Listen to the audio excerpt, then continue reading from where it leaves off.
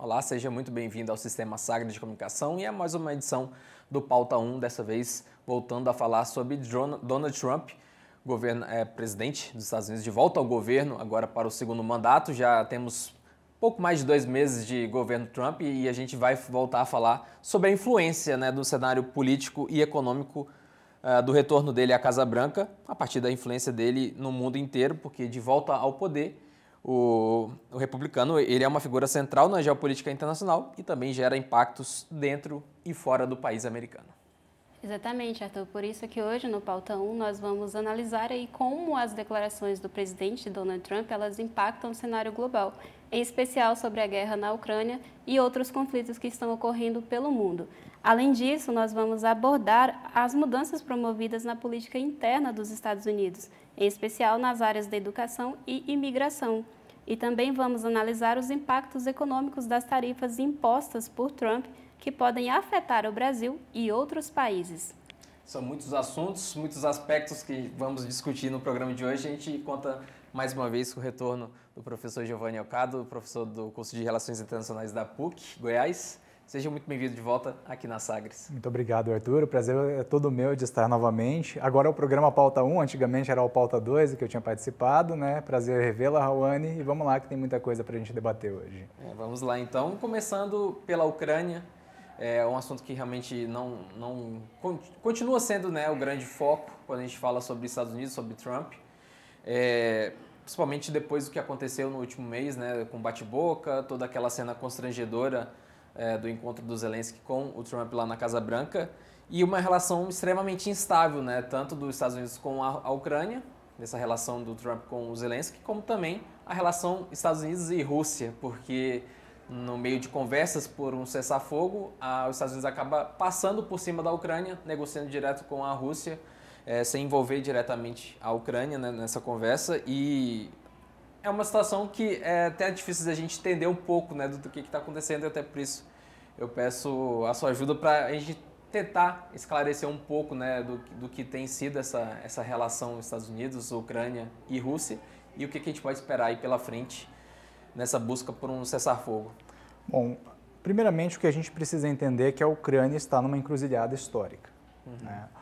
Ou ela vai assinar um acordo com os Estados Unidos ou vai assinar um acordo com a Europa. Com os dois ao mesmo tempo é impossível, porque se tratam de duas propostas mutuamente excludentes.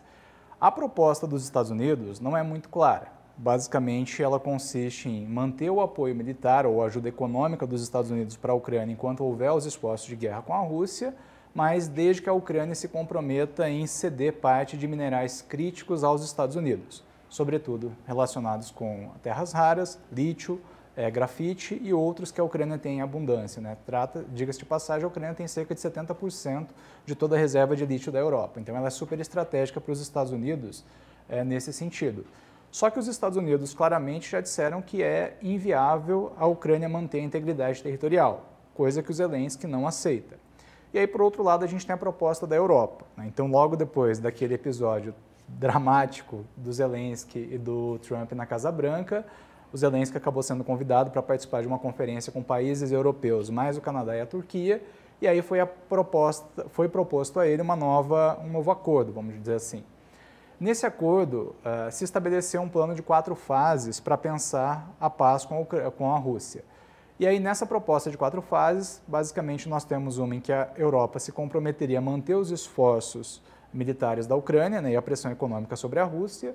Segunda fase, a ideia de que qualquer cessar-fogo necessariamente precisa respeitar a soberania e a segurança ucraniana. Terceira etapa, que, uma vez que a paz seja conquistada, garantias para que a Rússia não venha a intervir novamente no território ucraniano. E a quarta etapa, criar uma coalizão de dispostos, caso eventualmente a Rússia venha a atacar novamente a Ucrânia. E essa coalizão de dispostos, uma espécie de aliança militar, faria parte não só os países europeus, mas outros países do mundo. Então, na prática, estar junto com a Europa é se afastar dos Estados Unidos, e estar junto com os Estados Unidos é se afastar da Europa. Por isso que eu digo que está numa situação de encruzilhada histórica. E o Trump tem insistido que tem sido mais fácil hoje negociar com o Putin do que, na verdade, com o Zelensky. Então, a situação da Ucrânia é bastante desfavorável nesse momento e é pouco provável que ela consiga uma solução satisfatória seja negociando com os Estados Unidos ou seja negociando com a Europa, porque eventualmente um acordo com a Europa não vai contar com o apoio dos Estados Unidos e a Europa vai ficar sozinha junto com a Ucrânia, né? O que dificilmente vai conter a Rússia. Professor, muito interessante a sua explicação, sobretudo porque até que não chegue um cessar-fogo, a Ucrânia depende muito de esforços dos Estados Unidos e da própria OTAN, né, para se manter no conflito, né, muito bem no conflito, aliás. Mas os Estados Unidos ele tem sinalizado um certo distanciamento da OTAN, dessa aliança, e de certa forma isso tem trazido uma reação dos países europeus que estão investindo no seu próprio poder militar. Então, a gente vê uma movimentação interessante, diferente agora do que era no governo Joe Biden, por exemplo, né? Esse distanciamento do governo Donald Trump da aliança. Pergunto para o senhor qual a influência hoje da OTAN nesse conflito e como fica para a Ucrânia, né, essa posição em relação aos Estados Unidos. O senhor já explicou um pouquinho, mas gostaria que o senhor se aprofundasse falando da OTAN nesse exato momento. Olha, a gente está diante de várias transformações importantes em relação à segurança internacional, começando pela importância estratégica da OTAN. Durante o governo Trump, eu acho pouco provável que a organização tenha lá uma grande relevância para os Estados Unidos. A OTAN é muito mais importante para a Europa do que é hoje para os Estados Unidos, né? O Trump já sinalizou que vai cobrar dos países, principalmente europeus, que eles paguem a conta da OTAN, porque basicamente é uma organização que prevê, por conta do seu tratado constitutivo, que 2% do PIB sejam direcionados para cumprir as despesas da OTAN. E são poucos países que realmente alocam recursos. Agora, com o Trump, ele quer realmente cobrar para que os países honrem com esses compromissos.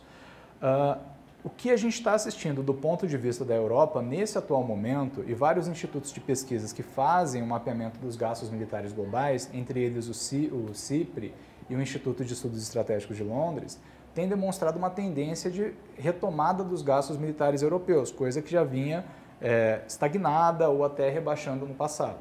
Então, qual é a percepção que se tem a Europa? Que agora ela precisa dela própria contar com a segurança sem necessariamente o apoio dos Estados Unidos, né? Isso é uma das mudanças históricas se a gente parar para pensar, porque essa aliança transatlântica ela teve um imperativo importante durante a Guerra Fria, se manteve mais ou menos tentando se equilibrar durante o pós-Guerra Fria, principalmente no sentido de conter a Rússia, mas hoje, no que diz respeito à política internacional, ela é uma aliança muito mais estratégica, de novo, para a Europa do que para os Estados Unidos. Então, ou a Europa começa a contar consigo mesma para garantir a própria segurança e principalmente em relação à Rússia, ou ela vai ficar em um quadro de constante ameaça, né? E é nesse cenário que a gente vê, por exemplo, uma mudança histórica muito importante, a gente falando de países europeus investindo em tecnologia e armamento e resgatando, aumentando, né, na verdade, o poder militar, né, o investimento militar. A Alemanha, que mudou agora, o novo chanceler já chegou com esse discurso e já existe, né, essa previsão realmente de aumentar esse investimento depois de muitos anos que a gente fala de uma Alemanha que não se envolve com isso, né? Então, é muito precoce ou é muito alarmista a gente ficar falando de Terceira Guerra Mundial, ou se ela já está existindo na verdade, a gente só está ali no iniciozinho, não está muito claro ainda, de repente no livro daqui 100 anos já vai estar considerando, né, esse período como a Terceira Guerra Mundial. E até onde o governo Trump tem influência nisso, né, dos países europeus se prepararem, né, militarmente, de repente, para um conflito, seja com Rússia ou, enfim, o cenário que se desenha hoje. Eu acho ainda prematuro, para falar a verdade, pensar em uma Terceira Guerra Mundial. Eu entendo que talvez seja uma das piores tensões que a gente tem no mundo desde que terminou a Guerra Fria, né? Esse confronto na Ucrânia, até porque envolve diretamente, né, os países agora, porque isso. Antes sempre foi por terceiros. Isso, né? Então acho que envolve direta e indiretamente. Por que eu falo que até envolve diretamente hoje? Porque a gente precisa lembrar que os Estados Unidos autorizaram, por exemplo, a Ucrânia a utilizar mísseis estadunidenses para atacar os russos. E quem detém o controle desses mísseis, pelo menos parte da tecnologia do processo de fazer o disparo, são os Estados Unidos. Então, quer dizer, os Estados Unidos já estão diretamente na guerra contra a Rússia. Logo, a inferência que a gente faz, né? Mas ainda assim, isso não levou, digamos assim, a um escalonamento das tensões a ponto de Estados Unidos e Rússia se atacarem diretamente, né? Então, tomando isso como exemplo, eu acho que, ainda que diversos fatores de riscos estejam em jogo, me parece que a disposição para uma terceira guerra ela ainda não está claramente desenhada e as lideranças pretendem se conter. Então, o fato da Alemanha aumentar os gastos militares, assim como outros países europeus também estão fazendo isso, é mais como uma espécie de seguro caso venham a entrar em conflito e mais para criar um efeito dissuasório, ou seja, demonstrar que, Rússia, o que você está fazendo, de repente pode ter represália. Então eu acho que esse momento atual ele é marcado muito mais por um fortalecimento das capacidades militares, visando sobretudo a dissuasão e não necessariamente a uma agressão, né? Um ataque militar propriamente dito. Então é para dar resposta ao que o outro está fazendo, mas não necessariamente para atacar o outro. Professor, a gente viu os Estados Unidos atuando diretamente para cessar o conflito entre Israel e Hamas, que está retornando nesse momento, mas a gente vê agora o Donald Trump muito envolvido nessa questão Rússia e Ucrânia. Mas eu queria saber do senhor até que ponto os Estados Unidos é esse país conciliador que tenta a paz, mas até que ponto ele também é um país que está por trás estimulando que esse conflito continue. A gente consegue ver os Estados Unidos nessas duas pontas? Eu acho que os Estados Unidos utilizam, e o Trump principalmente, o discurso que ele apresentou na posse foi um discurso em que ele próprio se falava como um pacificador, né? Mas na prática é um pacifismo que atende aos interesses estadunidenses.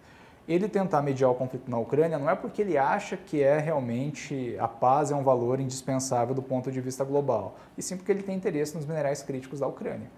Em relação ao Oriente Médio, e particularmente em relação a Gaza, a mesma coisa. Os Estados Unidos, na verdade, propuseram, por exemplo, que os Estados Unidos tomassem conta de Gaza por um período indeterminado, né, pelo longo prazo. E o Trump disse com todas as letras que Gaza tem um potencial para se tornar uma nova Riviera, né? Então, aparentemente, o que ele pretende com Gaza é, de repente, fazer alguns investimentos próprios e talvez até em caráter pessoal, não necessariamente visando interesses dos Estados Unidos, mas vendo, por exemplo, Gaza como uma oportunidade econômica para alcançar lucro. De repente, quando ele vier a deixar a presidência, vai saber se ele vai fazer uma Trump Tower por lá. Mas a grande questão que a gente coloca aqui por trás é que essa pacificação, esse discurso pacificador, ele está servindo, na verdade, para atender interesses pessoais ou nacionais, né? Seja dos Estados Unidos ou do próprio Trump. Então, eu não vejo que ele tem um respeito ou um apego, de fato, pela promoção da paz internacional, né? É um discurso que atende a uma retórica. E falando especificamente sobre isso, um pouco também sobre a questão da Ucrânia, porque hoje uma concentração muito importante desses minérios, hoje ele está num território ocupado pela Rússia.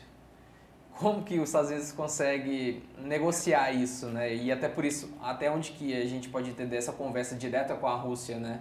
Entendendo que aquela região ali, que fica mais ou menos na região de Donetsk, né?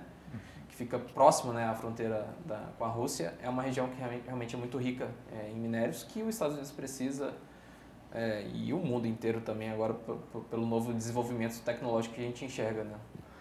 Eu tenho a impressão que o Trump, ao negociar diretamente com a Rússia, deve estar fazendo algum tipo de acordo em relação à partilha territorial da Ucrânia, né?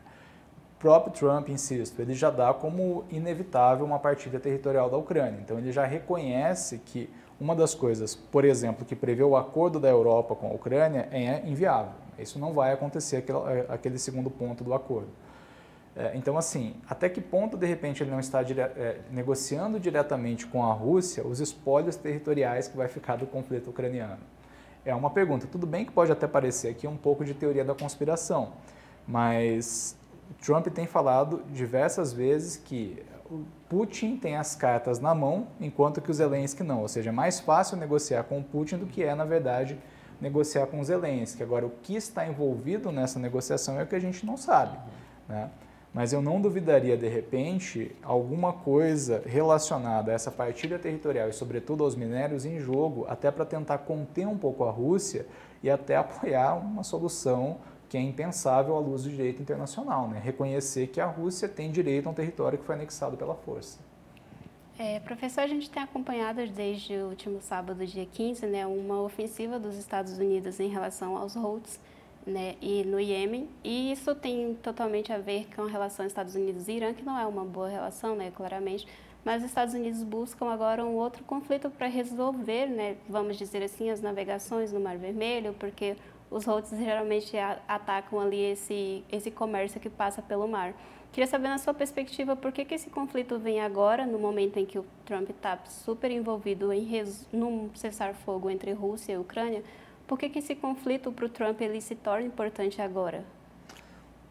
O primeiro ponto que a gente precisa lembrar é que o Trump ele trouxe um discurso completamente favorável aos combustíveis fósseis na geopolítica mundial. Então, nesse sentido, os Estados Unidos voltaram a ter um olhar privilegiado para o Oriente Médio. Eu acho que esse é um ponto que a gente precisa colocar em primeiro plano. O Oriente Médio para o Trump ele é central no tabuleiro geopolítico global. Então, eu acredito que ele deva envolver até com mais frequência no que está acontecendo no Oriente Médio. Segundo ponto que é importante também, enfraquecer o Irã, e no caso, passando pelo combate direto aos Houthis, que é um grupo apoiado diretamente pelo Irã, é de alguma forma enfraquecer um inimigo histórico de Israel. Então, os Estados Unidos, e sobretudo o governo Trump, ele traz um discurso de apoio incondicional ao Netanyahu, que é diferente, por exemplo, da posição que foi sustentada pelo Biden, né? Então, agora a gente deve esperar os Estados Unidos andando cada vez mais em conjunto com Israel. Então, combater o inimigo do meu inimigo, né, favorece, de certa forma, o meu amigo. Isso é um discurso até bastante realista em termos de política internacional. Mas eu acho que essa ação também vem em um contexto em que os Estados Unidos estão sinalizando diretamente que agora eles estarão presentes no Oriente Médio e, sobretudo, para defender interesses próprios, mas também de Israel. Então, eu acho que isso é importante da gente colocar. E só mais um adendo, né? Não é uma atitude nova que os Houthis estão fazendo. Na verdade, eles já têm feito isso há um bom tempo como uma forma de perpetrar essa sabotagem para tentar buscar interesses próprios, digamos assim, né? E até por conta também da demonstração de projeção de poder do Irã nesse Oriente Médio como um todo. Mas é preciso lembrar que o Biden também estava atacando diretamente os Houthis, né? Então, o Trump ele fez pelo menos organizou recentemente uma operação militar a maior que a gente viu desde que ele voltou ao poder, mas esse combate aos Houthis tem sido um combate que tem preocupado já o governo Biden anteriormente, né? Só que o Biden ele não tinha adotado uma retórica tão agressiva contra o Irã. O Trump adotou. O Trump falou claramente que um ataque Houthi é um ataque, na verdade, do Irã, porque o Irã está sendo conivente com a violência terrorista, né? Ele usa até umas palavras, às vezes, que é interessante da gente observar. Então, nesse contexto atual, o que eu acho que muda fundamentalmente na posição do Trump é que ele coloca, de fato, o Oriente Médio na centralidade desse tabuleiro geopolítico e que ele dá um apoio incondicional a Israel, né? Então, mudou bastante a retórica, né? Mas o Biden, insisto, ele tinha feito ações que são muito próximas ao que a gente está vendo, porque, de fato, tem prejudicado o comércio, tem prejudicado a segurança do Mar Vermelho, o que está acontecendo com os ataques. E é uma situação que a gente vê acontecer, por exemplo, em relação à imigração também. Já existia muitas deportações antes no governo Biden, mas claro que agora ganha uma proporção, tudo com o Trump ganha uma proporção ainda maior, né? É o jeito dele, da administração Trump. E a gente vai, inclusive, falar um pouco mais sobre a política interna, né, dos Estados Unidos no próximo bloco. Então, fique aí, logo a gente já volta com mais governo Trump e aqui no Pauta 1.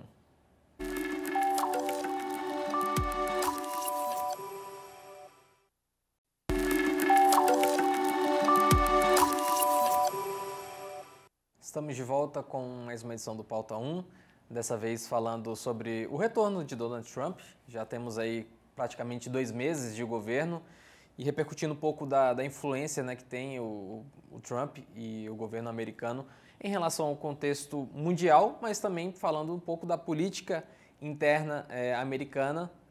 Recebemos novamente o professor Giovanni Ocado, do curso de Relações Internacionais da PUC Goiás. E professor, um assunto recente que realmente movimentou muito e tem sido muito debate nos Estados Unidos, mas também impacta todo o resto do mundo, que foi o Trump cumprindo uma promessa de campanha dele, que seria fechar o Departamento de Educação dos Estados Unidos, deixando o assunto educação totalmente voltado para os estados, dando uma independência para os estados resolverem esse assunto. Qual a consequência disso para a educação americana e até onde isso pode repercutir para o resto do mundo também?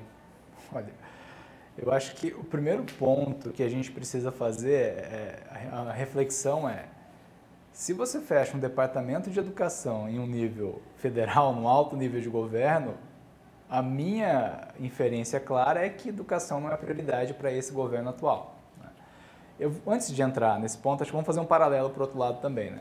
Eu tenho um governo que fecha o departamento de educação e tenho, por outro lado, um governo que incentiva basicamente fake news, que incentiva basicamente rede social, que incentiva, digamos assim, modalidades alternativas para fazer com que as pessoas aprendam e conheçam sobre diversos assuntos. Então, o que eu tenho visto nos Estados Unidos e fruto dessa iniciativa basicamente reforçando aquilo que até falei uma outra vez no programa, é quase como que um controle da narrativa em quem vai dizer o que é realmente verdade ou não, são basicamente as redes sociais, são basicamente atores que muitas vezes não têm qualquer tipo de instrução ou formação específica, né? Por mais que a gente diga, não, mas agora os estados vão tomar conta disso. Mas aí você olha, por exemplo, a configuração do sistema político dos Estados Unidos, a configuração de poder, basicamente os republicanos estão fazendo o que querem, né? No que diz respeito ao domínio das instituições judiciárias, ao domínio das instituições legislativas, ao domínio até da configuração dos estados. Então, assim, eu acho que isso vai gerar, né, voltando talvez mais diretamente à pergunta, mas isso vai gerar uma discrepância gigantesca em relação aos conteúdos que são lecionados em sala de aula, ao nível de conhecimento que a população tem e, consequentemente, isso vai atender muito mais, provavelmente, a imperativos políticos, né, até eleitorais imediatos, do que, na verdade, objetivos assim, de longo prazo ou estratégicos, né? Eu acho que foi uma das piores besteiras e bobagens que esse governo poderia fazer, né? E acho que, assim, se isso vai se difundir do ponto de vista global, não sei, eu não vejo o Brasil fechando o Ministério da Educação aqui. Acho pouco provável que isso aconteça, né? Em outros países da Europa também não me parece, mesmo países que têm uma extrema-direita, eu não acho que seja algo que vá se proliferar em outras partes do globo, porque quer queira, quer não, nós temos normalmente um órgão como o Ministério da Educação ou outros órgãos de altos níveis para cuidar de assuntos como ciência, tecnologia, defesa, seja lá o que for, porque a gente parte do pressuposto que é preciso algum tipo de coordenação ou gestão coordenada desses assuntos num alto nível, né? A partir do momento que eu acho que isso não é importante, perde a prioridade, né? Ou você, de certa forma, não vai criar um padrão que deveria ser o padrão, digamos assim, de excelência, né, ou de preparo esperado para valer no país como um todo. Então, eu acho, na minha opinião, pelo menos imediato, que é algo que tem consequência direta nos Estados Unidos, mas que não tende a ser uma prática replicada em outros países do mundo. Embora, né, o apego, de novo, às redes ou às fake news, de repente, possa ser sedutor aí para lideranças autoritárias que a gente tem por aí. Até porque, Raoni, o Acordo de Paris ele ainda segue muito relevante, por exemplo, para a União Europeia e o resto do mundo. Exato. E a educação é uma parte fundamental, um dos pilares dos acordos, né, dos ODS, que a gente tanto fala aqui no sistema Sagres. Exatamente. E que mesmo nessa nova segunda onda de conservadorismo na Europa, isso não muda, né? Continua a União Europeia é muito ligada ao Acordo de Paris ainda. Exatamente, Arthur. A gente acompanha também, né, como os Estados Unidos têm se posicionado agora nas conferências, né, mundiais em relação a isso, Sim. porque muda um pouquinho, né, e os Estados Unidos é um ator importante nesse cenário global em apoio financeiro, mas também de participação. E falando ainda um pouquinho de educação e nesse cenário de maior conservadorismo de Donald Trump, pergunto para o senhor em relação à questão das escolas, em relação à diversidade e inclusão, porque é uma coisa que o Donald Trump ele já se mostrava contrário desde o primeiro mandato, é uma coisa que o incomoda e ele já trazia isso na campanha.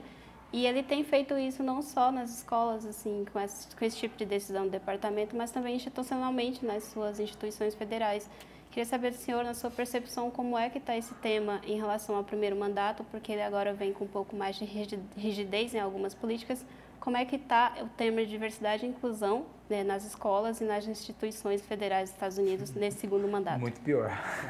Com certeza, eu acho que a gente não pode nem falar que ele está trabalhando com inclusão, com diversidade hoje em qualquer âmbito, né? Primeiro ponto, né, começa pelo próprio ato que ele assinou logo no momento que ele tomou posse, de basicamente colocar que nos Estados Unidos existem só 2 gêneros, né? Então é masculino ou feminino.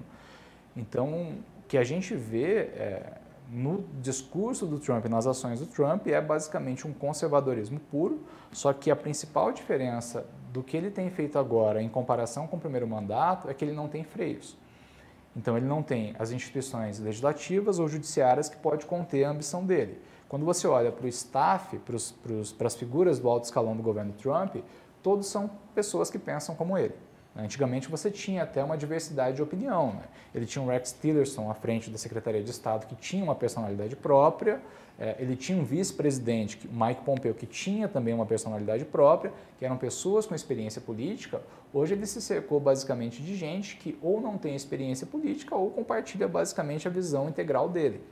Então ele é uma pessoa totalmente imparável, digamos assim, do ponto de vista doméstico. As decisões tendem a ser extremamente personalistas e ou você é trumpista ou você está fora do governo Trump. Praticamente é esse o direcionamento que ele tem dado. Né? E aí trazendo isso em termos da questão das instituições educacionais e tudo mais.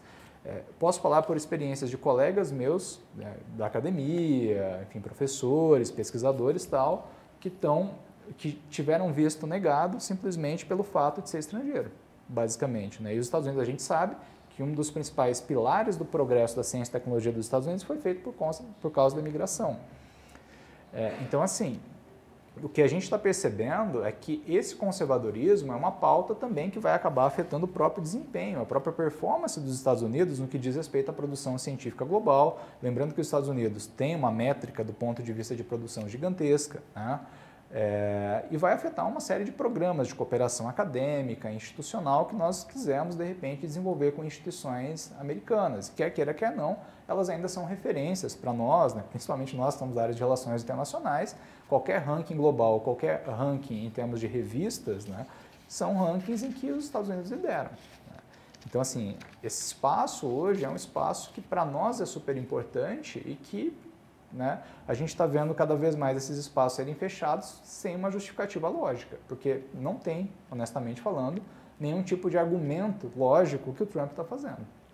Professor, falando um pouquinho sobre essas decisões do Donald Trump, eu queria saber sobre a relação dele com o Congresso e com o Judiciário, porque boa parte das decisões dele precisam passar pelo Congresso e boa parte delas estão sendo negadas pelo próprio Judiciário. Então, como é que está a relação dele com essas duas instituições no país? Duas coisas que são importantes. Né? Uma das coisas é que alguns atos normativos não dependem necessariamente da aprovação judiciária. Por exemplo, as ordens executivas. Né? Então, ele assinou uma série de ordens executivas tão logo ele chegou no poder. E ordens que são ruins, complicadas, né? Que certamente seria inconstitucional se fosse passar, de repente, por outras instâncias. Né? Hoje o Trump, eu acho que ele tem a impressão de que ele está testando realmente os limites dessas instituições, tanto do legislativo quanto do judiciário. Né? Então, hoje nós vemos, por exemplo, alguns senadores já criticando decisões que são consideradas extremamente conservadoras e que fazem parte da pauta que o elegeu. Vou dar um exemplo clássico aqui no que está acontecendo nos Estados Unidos. Quando a gente olha hoje a popularidade do Trump, ela está declinando. Hoje ela já tem uma aprovação que a população aprova, menos da metade da população aprova realmente o novo governo Trump. E um dos temas que foi prioritário na pauta dele, por meio do qual ele se elegeu, que é imigração, caiu praticamente em termos de prioridade dos temas, né, que a população está mais atenta. O que está lá no alto? Economia. Basicamente a economia está super no alto. E outro tema que ele não trabalhou quase, ele trabalhou no sentido para criticar os democratas, que é a saúde, é um tema que também está na alta. Então, assim, imigração, que era um tema que era super alto, caiu. Então, o que eu estou querendo colocar nesse contraponto aqui? Que o Trump está, às vezes, testando o limite das instituições em torno de temas que ele considera polêmicos, e algumas das decisões em relação à imigração foram alvo de crítica da própria justiça dos Estados Unidos, né? Mas meio que tentando, acho que, testar qual é o limite dessas instituições em relação à contenção dele próprio, Trump. De repente, pensando em qual é o conjunto de outras medidas, talvez até mais drástica do que aquelas que ele está adotando agora, ele poderia, de repente, tomar em uma situação futura, né? É uma situação em que ele está, na minha opinião, assim, é o teste, é o momento de ver até onde realmente essas instituições vão tentar colocar algum freio às ações. Né? Negar as decisões, eu acho que isso é normal, aconteceu com qualquer presidente, né? Mas até o que o Trump estaria disposto a fazer para passar por cima e o que, de repente, essas instituições fariam para tentar contê-lo. E você tocou num ponto que é muito importante, que vem voltando à tona agora, principalmente nesse mês de março, foi em relação à saúde, né? E principalmente o Trump voltando a ter aquela posição contrária ao Obamacare. Que realmente um assunto que vai ser pauta aí realmente muito em breve aí nos Estados Unidos, ainda mais do que já está começando a ser. E como que a posição do Trump em relação ao Obamacare, ao sistema de saúde americano, como isso pode afetar realmente o próprio sistema de saúde? Olha, para mim o sistema de saúde americano é um pouco complexo. Ele já não é... Ele já é um sistema assim que eu, como brasileiro, não consigo entender. O estadunidense eu não sei se ele consegue entender, porque ele mistura um pouco do público, do privado e tal, a despesa depois vem, né? Não tem um SUS, por exemplo, né? Acho muito difícil que os Estados Unidos tenham um sistema gratuito de saúde à semelhança do que é, por exemplo, aqui no Brasil, né? Acho que isso é até inviável e não faz, talvez, parte da concepção. Mas o que me parece, no meu entendimento, é que o Trump não tem proposta. O Trump ele tem, na verdade, a crítica, mas em nenhum momento, nem durante a eleição e nem nas críticas que ele tem feito agora, ele tem apresentado exatamente qual é a proposta dele em relação ao que fazer com a saúde. Exato, o que ele fala é acabar o sistema, mas ele não fala qual é a alternativa ao sistema. Grosso modo falando, eu sei que a gente tratou disso no outro bloco, mas é em relação ao conflito na Ucrânia, ao conflito em Gaza. Ele tem, entre aspas, sugestões para acabar, mas não tem proposta concreta. Ninguém sabe qual vai ser o acordo com a Ucrânia e ninguém sabe qual é o acordo com Gaza, em relação a Gaza, né? Então eu vejo da mesma forma em relação à saúde, né? Ele tem iniciativas, né? Tem ideias, mas não tem propostas. Eu acho muito difícil ainda a gente avaliar alguma coisa que a gente não sabe, mas que a população hoje está demandando. Preocupa muito, né? Está demandando, né? Professor, você falou um pouquinho sobre a baixa popularidade de Trump, né, que está caindo. Eu me lembrei do Pauta 2 da semana passada, aqui na Sagres, que a gente tratou sobre a questão da popularidade do Lula, né, que está em queda também. E a gente percebeu que o Lula está buscando coisas políticas que lembram o eleitor dos governos petistas, né, Minha Casa Minha Vida, essas questões mais habitacionais e programas sociais. Queria fazer um paralelo com Trump, porque me parece que não é uma coisa que o incomoda tanto nessa questão da popularidade, mas eu queria saber a sua percepção. Esse índice de que a popularidade dele está baixando pode dar para ele uma visão de retorno ou não? A gente pode esperar que ele seja ainda mais agressivo nessas políticas que ele está fazendo? Eu acho que é difícil ele voltar atrás. Né? Eu acho que porque quando a gente olha a popularidade, uma coisa é do Trump, que ela está caindo, só que a dos democratas está um dos piores índices desde que se começou a mapear esses índices de popularidade. Então, por exemplo, ele não tem ainda uma ameaça democrata que poderia tirá-lo do poder, de repente, por um impeachment, ou sei lá, né, algum tipo de movimentação. Então, os democratas hoje não são uma força política compatível com a força que o Trump detém nos Estados Unidos. Nesse sentido, o que me parece é que o Trump ele vai continuar fazendo mais do mesmo. Né? Não acho que ele vai ser necessariamente mais agressivo para recuperar a popularidade, não acho que ele vai ser menos agressivo ou voltar atrás em função do que ele já vem fazendo. Né? Então, acho que é basicamente mais do mesmo. Olha que o mais do mesmo dele é complicado, mas eu vejo ele fazendo realmente um pouco mais do mesmo. Porque, por exemplo, né, voltando para a pauta imigração, a gente sabe que migração está perdendo a importância nas pesquisas de opinião pública, pelo menos as mais atuais, né? E ele continua insistindo em uma lógica antimigratória. Né? Então, por exemplo, ele trouxe de volta esse debate em torno das tarifas, tanto com o México quanto com o Canadá.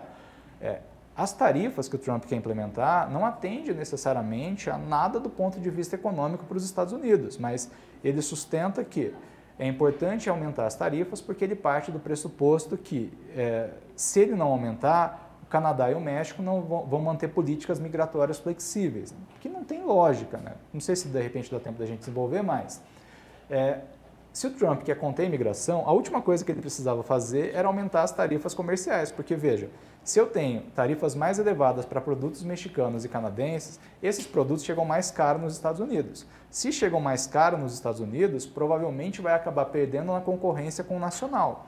Então, quer dizer, o México e o Canadá vendem menos para os Estados Unidos. Se México e Canadá vendem menos para os Estados Unidos, fecham empresas, diminui a produção, a população fica desempregada. Ficando desempregada, vai para onde?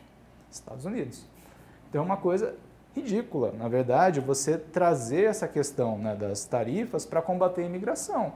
E é um ponto que ele está trazendo fortemente à tona, não só contra México e Estados Unidos, mas contra o Brasil, né, que é o tema que a gente vai debater depois. Então, assim, o que a gente está vendo? Ele está fazendo mais do mesmo. Nessa parte, por exemplo, da imigração, não obstante esse tema tenha perdido popularidade junto à opinião pública. E a gente fala de um presidente que não pode se reeleger mais, né? Ele já está no segundo mandato agora. Verdade. E não, é inevitável a gente falar sobre o futuro. Como que você enxerga ele desenhando, né, esse governo agora, por não se preocupar com popularidade, mas também tem o lado do partido dele, ele tem o vice dele, o Didi Vance, né, que vai surgindo, né, como uma figura para ser a sucessão, né, do Trump. E aí do outro lado também tem os democratas que não tem uma figura hoje realmente para bater de frente. E existe, na verdade, uma rejeição, né, dos americanos com o Partido Democrata, né, recentemente. Então, o que é o futuro dos Estados Unidos e principalmente do Trump, né? Ele segue um homem de negócios, pode ser o negócio dele investindo na Ucrânia, em Gaza, enfim. Como que a gente pode projetar isso? É claro que está muito cedo, agora está completando 2, 3 meses, né, de governo.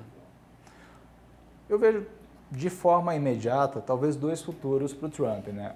Ou ele vai realmente apostar no Vance como futuro sucessor dele, mas não acredito que ele vá fazer um investimento de realmente da plataforma, né? Ele vai fazer o básico para levar o Vance adiante.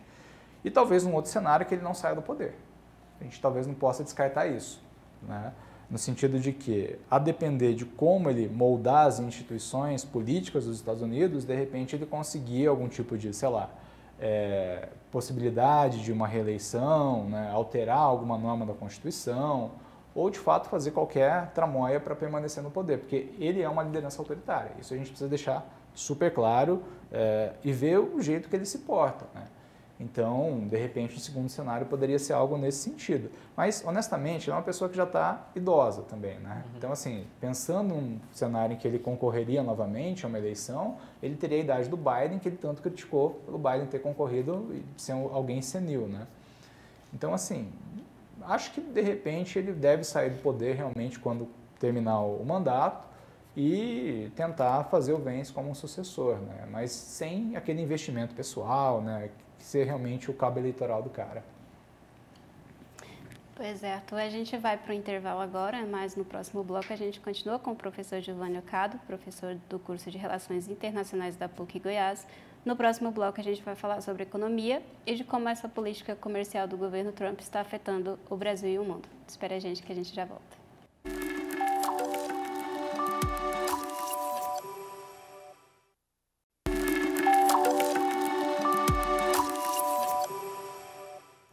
Chegamos ao último bloco do Pautão de hoje, falando sobre a influência de Donald Trump nesse retorno à Casa Branca, e agora não teria como ser diferente, a gente falando sobre, principalmente do ponto de vista econômico, e como isso afeta não só os Estados Unidos, dentro, né, a política interna americana, mas também todo o resto do mundo, principalmente aqui falando sobre o Brasil e aliados ou ex-aliados dos Estados Unidos, porque realmente existe muito atrito do Donald Trump com países que são vizinhos e muito próximos de relações históricas, né, como o México e o Canadá também.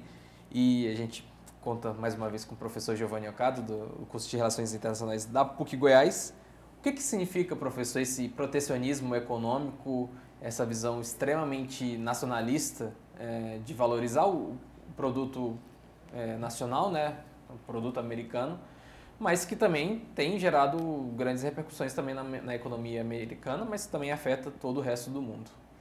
O protecionismo, basicamente, é um pensamento econômico que entende que um país pode ser praticamente autossuficiente ou que, se ele prejudicar os demais países, ele pode crescer mais do que os outros países, né? Em linhas bem assim, simplificadas, a gente poderia colocar dessa forma. Agora, qual é a ilusão que a gente tem hoje? Nenhum país é autossuficiente. Ainda mais porque o mundo ele é cada vez mais interdependente. E os Estados Unidos, em assuntos que eles estão sendo protecionistas hoje, não são autossuficientes. Vou dar alguns exemplos, né? Aço e alumínio, que é um tema que interessa diretamente ao Brasil. Não, ele está envolvido lá na Ucrânia. Exatamente, exatamente, né? Então, na questão de aço e alumínio, o Trump anunciou já uma elevação tarifária aí da ordem de 20% a 25%, né? Isso afeta incondicionalmente todos os países do mundo, inclusive o Brasil.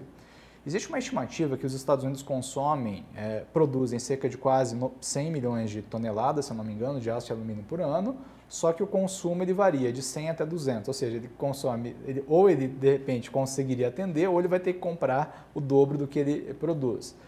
E aí o que acontece? Ele vai comprar mais caro do mundo. Faz sentido, de repente, para os Estados Unidos esse tipo de tarifa agora? Não. Os Estados Unidos já têm um problema gigantesco do ponto de vista doméstico, que é a inflação. Existe uma expectativa de que a inflação nos Estados Unidos chegue a casa de 3% até o final desse ano, né? Então, uma das mais elevadas que a gente vai ter aí dentro de uma série histórica longa. Se o produto estrangeiro chega mais caro nos Estados Unidos, logo eu tenho mais inflação. Então, quer dizer, hoje nós estamos falando de um protecionismo econômico ou de um nacionalismo econômico, como queira, por parte dos Estados Unidos, que é completamente inócuo, né? Ele atende a uma lógica do Trump de entender que o problema é aquilo que vem de fora, né? E que, de certa forma, valorizar, né, fazer com que as empresas americanas voltem para o país ou, eventualmente, né, fazer com que os produtos estrangeiros cheguem mais caro no país, vai aumentar a produtividade nacional, o que não é verdade. Porque, de novo, a gente vive em um mundo que é interdependente. Então, os Estados Unidos dependem de insumos que vêm de fora para alavancar a própria produção industrial. E o setor automotivo, que é hoje, né, o setor que é o queridinho do Trump, né, não vai conseguir, de certa forma, ser realavancado se ele não tiver uma diminuição das tarifas, né, de aço e alumínio, muito pelo contrário do que ele está fazendo. Professor, com as ações dos Estados Unidos, né, com todas essas tarifas e as reações dos outros países, os países afetados sobretudo, a gente já pode dizer que estamos vivendo uma guerra comercial? Eu acho que o começo dessa guerra comercial, porque são medidas que estão vindo à tona agora, digamos assim, no começo do ano, né? Talvez a gente veja até o Trump retroceder em alguns pontos, a depender da forma como isso for impactar a economia estadunidense, porque eu não tenho a menor dúvida que isso que está acontecendo em relação ao alumínio e ao aço, e pegando o exemplo histórico do primeiro governo Trump, teve efeitos imediatos nos Estados Unidos, né? E o Trump teve que rever algumas coisas, né? Ou aceitar outras, né? Tipo o déficit comercial com a China piorando. Mas assim, eu acho que a gente estaria, assim, de alguma forma, nesse começo dessa guerra comercial, mas, em princípio, com uma postura mais unilateral dos Estados Unidos, e outros países, de repente, estão preparando aí de que forma que vão responder isso em relação ao que o Trump está fazendo. Mas o que eu acho importante também da gente colocar aqui, mesmo nesse possível cenário de uma guerra comercial começando, né, os países também já estão estudando alternativas, né? O Brasil, por exemplo, não está lá tão preocupado com algumas tarifas dos Estados Unidos porque ele tem a China. Por exemplo, no ano passado, eu acho que essa notícia foi bastante veiculada, o Brasil teve exportações recordes de carne bovina para os Estados Unidos, né? Cresceu não lembro lá quantos por cento. E foi uma das maiores até de vários tempos aí. Se os Estados Unidos aumentarem as tarifas em relação à carne bovina brasileira, o que vai acontecer? O Brasil vai vender para a China. A China está com uma demanda gigantesca disso e a China vai comprar do Brasil. Então, na prática, eu acho que os países estão, de alguma forma, se reposicionando até no sentido de evitar essa guerra comercial para não ter que negociar com os Estados Unidos. Beleza, né? Vou adotar uma tarifa alta, mas, de repente, eu vou ver com outros parceiros de que maneira que eu posso negociar a condições melhores. E um setor que tem criticado muito essa política, né, do Trump é o agronegócio. O agronegócio americano, né, tem tido um confronto muito grande ali dentro. E como que isso pode afetar o agronegócio brasileiro? Porque o agronegócio brasileiro também tem uma relação muito próxima com a tecnologia americana, né? E tem uma relação realmente de muitos altos e baixos, né? Nos últimos anos sempre teve um certo atrito, né, em relação a isso. E como que está essa situação hoje? Eu acho que o agronegócio é um dos setores que, primeiramente, vai sentir o impacto das tarifas comerciais que o Trump vier a praticar, né? No caso brasileiro, eu tenho certeza que isso vai, assim, afetar o bolso e aí vai ter que pensar em estratégias para negociar com outros parceiros, né? Eu vejo, e honestamente falando, agora, até um lado positivo disso, porque eu acho que a gente vai desmistificar uma ideia de Trump como salvador, né? Então isso pode ter consequências até em termos políticos, de repente, para como que o agronegócio vai se posicionar numa futura eleição no Brasil. A gente falando de política, né? Teoricamente, o agronegócio brasileiro vangloria, né, a figura do Trump. Vangloria a figura do Trump e começou a ver o contrário. Assim como também o próprio agronegócio estadunidense valorizava a figura do Trump, né? Então, se você pega estados que são normalmente mais agrícolas, são estados que são majoritariamente republicanos nos Estados Unidos. E olha o que aconteceu, né? Então, isso é um problema que eu acho que vai trazer consequências diretas em termos... Isso eu acho que tem um peso importante no que diz respeito à popularidade também do Trump e até a sustentação dele, porque a gente tem que lembrar que o setor do agronegócio também tem grupos de interesses que são lobistas e muito fortes. Não estou falando lobby no sentido pejorativo aqui, mas são grupos de pressão que têm condição de influenciar fortemente decisões políticas, né? Então, eu acho que perder o apoio do agronegócio é uma coisa que é super complicada, tanto para o Brasil quanto para os Estados Unidos, né? E no caso do Brasil, o que o Trump está fazendo é realmente criar uma visão contrária em um setor em que ele tem majoritariamente uma popularidade bem interessante e que ele funcionaria claramente como um cabo eleitoral em uma futura eleição, né? Em 26, pensando que está chegando. Então, eu vejo mais nesse sentido. Eu acho que o Brasil tende a sentir os impactos, sim, e tende a ter uma reação bastante contrária a essas políticas do Trump, inclusive influenciando o comportamento eleitoral futuro. Professor, essas tarifas que o Trump aplica, elas têm motivos diferentes? Assim, por exemplo, a gente já sabe que os Estados Unidos, independente de presidente, tem uma questão econômica e tecnológica com a China, um incômodo, né? Mas por que o Brasil, o Canadá e o México são afetados por essas tarifas do governo americano? Tem uma razão específica para cada país ou eles estão todos unificados numa mesma razão? Olha, no caso do Canadá e do México, né, o discurso do Trump é para conter a imigração, como a gente até tinha comentado, né? No caso do Brasil, é porque ele faz parte, na verdade, de uma elevação de tarifas generalizadas. E como o Brasil tem exportado quase até 70% de aço para os Estados Unidos nos últimos tempos, lembrando que os Estados Unidos é o nosso segundo maior parceiro comercial, então o Brasil acaba também sofrendo um impacto gigantesco por conta disso. Mas eu não vejo que o Brasil está sendo, assim, diretamente afetado, quer dizer, não é a palavra certa diretamente, mas não é porque o Trump está querendo ir contra o Brasil, mas é porque ele fez isso para todos os países, né? Então o aço vai chegar mais caro nos Estados Unidos. Com a China eu já vejo diferente, aí realmente é uma questão dessa rivalidade tecnológica, dessa rivalidade geopolítica que os Estados Unidos têm com a China, no sentido de que, na visão do Trump, quanto mais eu enfraqueço a China, melhor eu consigo superar ela. Então, eu acho que aí tem uma outra retórica. Mas o que a gente também tem que lembrar é o seguinte, de novo, como a gente tem uma economia que ela é globalizada e interdependente, o que significa dizer que qualquer elevação do produto nos Estados Unidos vai levar a uma elevação do produto no restante do mundo, porque boa parte das mercadorias também são transacionadas em dólar, né? Então, o que o Trump está fazendo tem, de alguma forma, um efeito global no sentido de encarecimento dos produtos, de valorização e desvalorização do dólar, a depender de como os preços se comportam nos Estados Unidos e assim por diante, né? Então, é um efeito realmente global, né? Que, independentemente da retórica que você adota, vai acabar afetando a economia global. E, professor, rapidinho, só para a gente finalizar, porque você já trouxe esse assunto da questão da inflação e a volatilidade do dólar está muito alta, né, nos últimos anos. Qual o futuro da moeda americana, pensando nesse cenário político e econômico muito instável, né, com o Trump? O principal problema hoje do dólar diz respeito à incerteza, né? A incerteza precifica basicamente o valor de um ativo financeiro e o dólar, como é a principal moeda do globo, naturalmente ele acaba sendo, tendo esses comportamentos voláteis, né? Hora subindo, hora diminuindo, mas o fato é, enquanto não tiver clareza em qual vai ser a política econômica do Trump, como é que ele vai aplicar definitivamente essa questão tarifária, né? A gente vai ter um cenário que ele é bastante incerto. Expectativa de inflação elevada tende a afetar também o preço do dólar, vai afetar provavelmente o valor da moeda.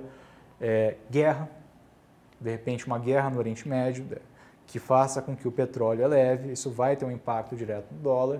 Então eu acho que o dólar está passando por um momento de bastante volatilidade, porque o cenário internacional como um todo, né, e não só a economia americana, está passando por um momento de bastante volatilidade.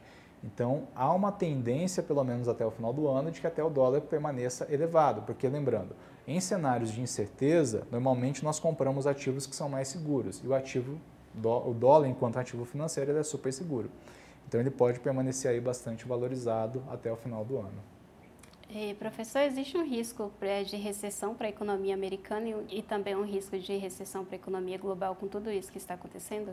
Não sei se de recessão, mas de estagnação, sim. Os cenários têm apontado nesse sentido, né? Já havia uma estimativa que os Estados Unidos pudesse crescer até 3 ou, de repente, superar a casa dos 3. Hoje, as projeções econômicas estão diminuindo, né, em relação ao crescimento dos Estados Unidos, que já é um cenário que ele tem enfrentado. Diga-se de verdade, né, o que tem caracterizado o crescimento econômico de Estados Unidos, de alguns países da Europa atualmente, é a chamada estagflação, que é um crescimento estagnado, mas um cenário de inflação. Do ponto de vista global, eu acho que continua basicamente uma trajetória que a gente tem assistido nos últimos tempos, que são os países emergentes, tipo Brasil, China, né, Rússia, por aí vai, crescendo a um ritmo mais acelerado do que países, entre aspas, ocidentais, Estados Unidos e países europeus. Então, acho que isso está se mantendo. Do ponto de vista global, a economia internacional deve crescer o que tem crescido nos últimos anos, na ordem de mais ou menos 2% aí. Padrão que tem se mantido, digamos assim. É um crescimento relativamente baixo, né? Combinado de novo com um cenário inflacionário, não só Brasil, não só Estados Unidos, mas também até do ponto de vista global. É isso. Professor, gostaria de agradecer mais uma vez a sua contribuição aqui conosco no Sistema Sagres, no Pauta 1. Muito obrigado mais uma vez por participar conosco. Eu que agradeço e mais uma vez foi um prazer, estou sempre à disposição. Obrigado. É isso, professor Giovanni Alcado, né, Raoni, participando, colaborando muito com a gente nesse debate, nessa discussão sobre o novo governo Trump. Sim, Arthur, sempre um prazer falar com o senhor sobre o assunto. É sempre um assunto importante para a gente trazer aqui no Pauta. É isso, então encerramos nesse momento o Pauta 1. Voltamos em breve com mais assuntos relevantes no mundo e aqui, principalmente no Brasil.